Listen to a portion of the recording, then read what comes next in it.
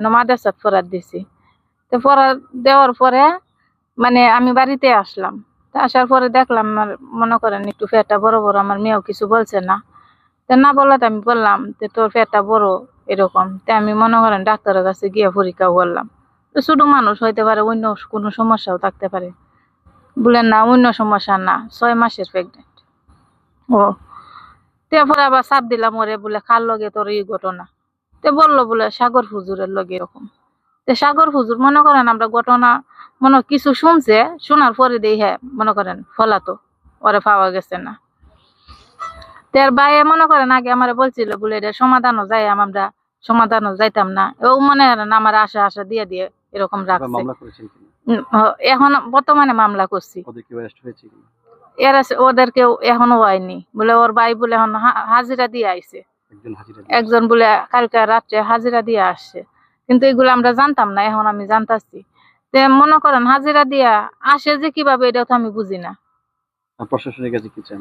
প্রশাসনের কাছে আমি এটাই চাই, আমি মনে করেন ওর কঠিন বিচার চাই, যাতে আমার মেয়েরা করছে কোনোদিন ভবিষ্যতে অন্য কোনো মেয়েরে না করে। ঘটনা হয়েছে আমার নাতিদের আমি মাদ্রাসায় দিছি। মাদ্রাসায় উঠে তার পবিত্র কোনো জায়গা নাই। মা বাবার পরে ওই লোক মাদ্রাসা, শিক্ষক ওই লোক মা বাবার চেয়ে বেশি। তো হঠাৎ করে তার মা শুইছে, শুয়ার পরে হেডের মাঝে নিয়ে বাদ করছে। হাত পড়লে সাক্কার মতো লাগবে। তখন আমার যে সিরিজ যে নানিরে নিয়ে ডাকি কইতাছে, ওই আম্মা এরম এরম ঘটনা জো আছে, আর দিছে আর দিয়ে তো হেডটা চাক্কা। এরপরে বাদে হেরা যেতে লইয়া গেছে এই হাসপাতালকে মেডিকেল করাইছে। হ্যাঁ, চেক আপ করাইছে, করানি করে কইছে বিলেতে সে এই মাইয়া বাচ্চা কাচ্চা হইব 6 মাস 5 দিন। হ্যাঁ, 6 মাস 5 দিন পরে এই দিন নিয়ে আবার তখন আমরা যখন আইসে বাড়িতে কইছে বিলেতে বাইরে বেরো ব্যাপার। তখন ঘটনা খেলা স্ত্রী রেজি গাইছি, নাতি রেজি গাইছি বিলে ঘটনার খেলা কারে কে করছে। পরে ডাইরেক্ট উত্তর দিছে বিলে সাগর হুজুরে। যখন সাগর হুজুরের আন্দোলন সৃষ্টি হয়েছে, সাগর হুজুর ফলাইছে। ফলানোর মধ্যে মেহেরা কইছে বিলেতেন।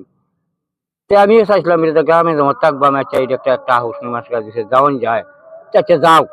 এরপরে হেরা আমার বালতে রাখছে বিলে হাউস হইব কইয়া তারা আসামিরা সরাই দিছে। সরাই দিয়া তো আমার তো ধরতে অসুবিধা, এই জায়গাতেই জানি আমি। এটা আমাদের কাছে যাওয়ার পরে, এই ঘটনা ঘটার পরে ভিকটিমের মা আমাদের থানায় যাওয়ার সাথে সাথে আমরা মামলা রুজু করেছি এবং তাৎক্ষণিকভাবেই আমরা আসামি ধরার জন্য মাঠে নেমে পড়ি। আমাদের টিম নেমে পড়ে। আমরা আসামিকে এখনো ধরতে পারি নাই। আর মামলা রুজু করতে আমাদের কোনো ডিলে হয় নাই। যাওয়ার সাথে সাথে আমরা মামলা থানায় রুজু করেছি এবং সাথে সাথে আমরা টিম বের করে দিয়েছি তাৎক্ষণিকভাবে। আমাদের টিম এখনো কাজে নিয়োজিত আছে আসামি ধরার জন্য।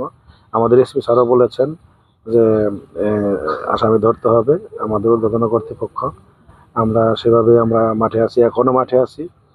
তো এই ধরনের মেসেজ আসলে আমার কাছে আসে নাই। আর যেই চেষ্টা করুক, এখানে যত বড় শক্তিশালী হোক, এখানে আমরা কাউকে আমরা ছাড় দেব না। যদি কেউ এই মামলা সংক্রান্তে যদি ভিকটিমের পরিবারকে কেউ যদি কোনো ধরনের হুমকি বা ধমকি দেয়, আমরা তার বিরুদ্ধে ব্যবস্থা নেব।